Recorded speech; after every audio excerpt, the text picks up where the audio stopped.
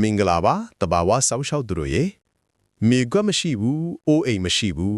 ဒါကဟင်းသီးဟင်းရွက်မဆိုင်နိုင်ဘူးလို့ထင်နေတဲ့သူတွေရဲ့အဖြစ်အများဆုံးအကြောင်းပြချက်ပါဒါပေမဲ့အမှန်တရားကတင်ထင်တာနဲ့ဆန့်ကျင်ပါတယ်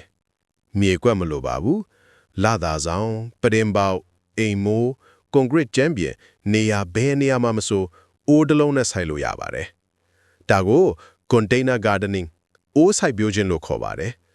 လူသိန်းနဲ့ချီတဲ့မြို့ပြနေထိုင်သူတွေတိုက်ခန်းနေသူတွေကျောင်းသားတွေဒီနည်းနဲ့ကိုယ်အစားအစာကိုစိုက်နေကြပါပြီအဆင့်1ကွန်တိန်နာရွေးချယ်ခြင်းဘယ်ဟာမဆိုအိုးစဉ်ပလတ်စတစ်ပုံဆန်အိတ် grow bag ပလတ်စတစ်ဘူးတင်ဘူးတစ်သားတစ်တာ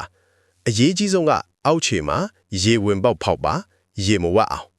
ဥယျာဉ်မြေတစ်ပိုင်းမြေဆွေးတစ်ပိုင်းအွန်ဆန်မြေဆွေးတစ်ပိုင်းဒီအရောကရေစီးရေလာကောင်းပြီးအာဟာရလည်းကျွဲပါတယ်အဆင့်3အိုးအရွယ်စားအလိုက်စိုက်တဲ့အပင်များအိုးအရွယ်အပင်များအရေးအတွက်တေ6ကက်8လက်မနန်းနံပင်ပင်စိန်ပူဒီနာကျက်တုံမြိတ်1ကနေ2ပင်လ10ကနေ12လက်မဆလက်ဟင်းနုနွယ်ငရုတ်သေး1ကနေ3ပင်ကြီး14ကနေ18လက်မခရမ်းချင်ငယ် cherry tomato ငရုတ်ကြီးခရမ်း1ပင်အကြီးစား20 plus လက်မအာလူမိုလာဥနီပြောင်းတစ်ကနေ3ပင်အစ်စ်လေးနေရာချထားခြင်းအိုးတွေကိုတစ်နေ့6နာရီကနေ8နာရီနေအောင်ရတဲ့နေရာမှာထားပါတောင်ဘက်မျက်နှာကအကောင်းဆုံးပါနေရာအနှဲငယ်ကိုအများဆုံးအသုံးချနည်းများနီလန်တစ်ဆွဲချအိုးများ hanging baskets လက်ရမ်းမှာချိန်ဆွဲလို့ရတဲ့အိုးတွေ strawberry cherry ခရမ်းဟင်းကပ်အမွှေးကြံတွေစိုက်လို့ရတယ်နီလန်နှစ်နိုင်ရန်ကတ်ဆိုင်ခင် wall planter ဖနက်စင်ဟောင်းတစ်သားကရင် PVC ပိုက်တွေကိုနိုင်ရန်မှာတန်းစီဆွဲပြီးဆလက်ဟင်းနုနွယ်နန်းနံပင်ဆိုင်ပါနီလန်3အဆစ်လိုက်ဆိုင်ခင် tiered stand 30-40ပါတဲ့တစ်သားစင်ဒါမှမဟုတ်တတ်တုစင်ကိုဝယ်ပါ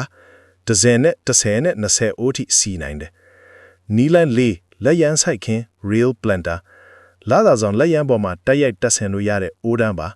ဟင်းခတ်အမွှေးကြံတွေစိုက်ဖို့အကောင်းဆုံးပါကွန်ကရစ်တော်ထဲမှာနေရတာတောင်သင်ဟာသဘာဝနဲ့ချိတ်ဆက်နေနိုင်ပါတယ်မနေ့ကမှကော်ဖီတောက်ရင်ကို့အပင်လေးတွေကြီးထွားနေတာကိုကြည့်ပါငှက်လေးတွေတချင်းဆိုတာကိုနားထောင်ပါလက်ပြလေးတွေပန်းတွေပေါ်ပြန်ဝဲနေတာကိုကြည့်ပါဒါဟာမြို့ပြတဲ့ကသဘာဝဆောင်းလျှောက်သူရဲ့ဘဝပါမြေစီလွာကျမ်းမာရင်ကိုကျမ်းမာမယ်သဘာဝနဲ့နီးရင်စိတ်အေးမယ်နေ့စဉ်9မိနစ်စာဒီလိုစိုက်ပျိုးရေးနီလန်းတွေကိုလေ့လာပြီးကိုယ်တိုင်စိုက်ပျိုးတတ်တဲ့သဘာဝဆောင်းလျှောက်သူတယောက်ဖြစ်အောင်လမ်းပေးပေးမယ် follow လုပ်ထားနော်